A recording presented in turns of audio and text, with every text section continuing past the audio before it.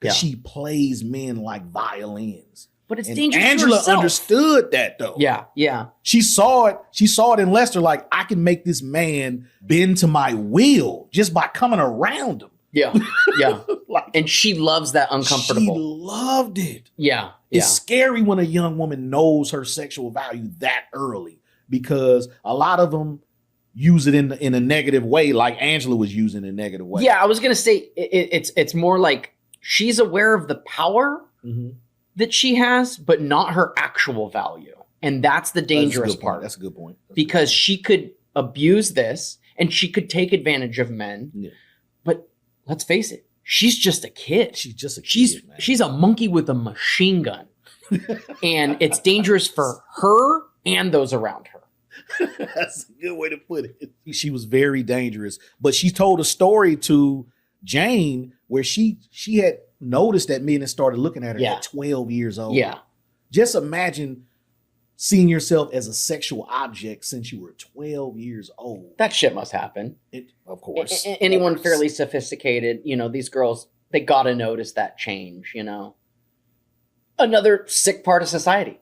Another this movie's trying to point out. Man, it's so weird to just hear a young woman talk like that about her sexuality. Like, men have been trying to fuck me since I was 12 years old. Like, just hearing her say that shit is like kind of creepy. Like, damn, you've actually seen lust from men's eyes as a 12-year-old girl to where now you're 16, 17 and you're using that against them.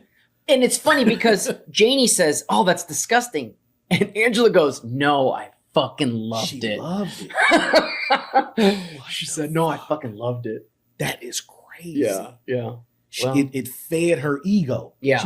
She had a huge ego. Yeah. She talked a lot of shit at school, and she had a huge ego. And again, I think that was a defense mechanism because she is an insecure person. Yeah, very insecure. Yeah. Very insecure.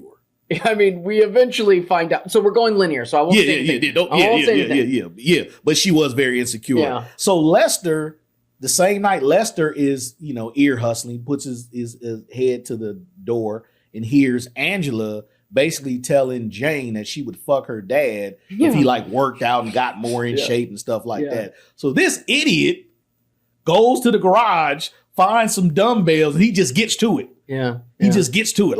And he looks weird doing it. Like he strips out his clothes and just starts doing this, which looked weird. So now at this point, Rick is filming a naked 42-year-old man working out. Disturbing. Very disturbing that he's filming this. Yeah. But even more disturbing, the man is only doing this to fuck a teenage girl. He has no other desire to work out other than to get with this girl who he overheard say she would ride his dick if he looked a little better in shape. He has no sense of self. He's susceptible to that kind of attention. Yeah. He wanted that attention. So his wife didn't give him any attention. Nothing. Man. Jesus Christ. Nothing. Another day I felt bad for him was like when she was going to work, taking the daughter to school, and the stuff fell out of his suitcase, and the daughter and the wife looked at him like he was the biggest idiot that ever had existed on the planet. He agreed. He agreed. He said, and they're right. He knew it. That's horrible to make a man feel like that, man. That's a horrible way to make somebody feel. They're not making him feel like that. I mean, they're definitely Come not on, man. helping. They're not helping. But he knows he's a loser, and he knows he's complicit in being a loser. Yeah. And that's why he's not mad. Right. He's not angry. Right. He's just waking up. Yeah. Let's go back to the real estate king and his wife having an affair. He's not mad about that. At all. The regular response would to be upset. I've been cheated. I've been wronged. He's not. He's not upset like that. I mean, if anything, he just wants to be honest about it. Yeah. Yeah. If that makes you happy, whatever. Yeah. I mean, like I said, I've been there. You get to that point to where I don't even care anymore. It's like I've already checked out his relationship. If she's sleeping with 20 men, I don't care. Yeah. So I actually understood that point of view. Yeah. Like, you checked out. She can do whatever the hell she want to do with her life. I'm already moved on. Closed chapter.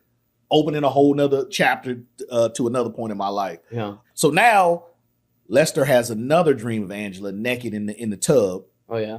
With rose petals. Puts his hand in the water. Yeah. Getting ready to do whatever he's gonna do with her. But in reality, he's in bed laying with his wife jerking off. Yeah. Yeah. And it wakes up. He's doing it so aggressively, the bed is literally shaking. Yeah. And she wakes up and really just yells at him for jerking off. Yeah. And it becomes this big argument to where all he's trying to tell her is, if you do certain things for me sexually, I wouldn't even be this type of person. But clearly, you don't want this type of action either. Sexually is what's communicated here, but it's more than sexual. It's deeper. It's definitely deeper. It's so much. It's like if there were any type of communication going on. Because their communication really is only her telling him what to do. It's that's the only line. There's just a wall. You do what I tell you to do and shut up. That's it. That's all. Yeah. So they don't really have any, it's sad to see couples that sleep in bed together, but they're in two different universes. They're in bed together, but they don't even.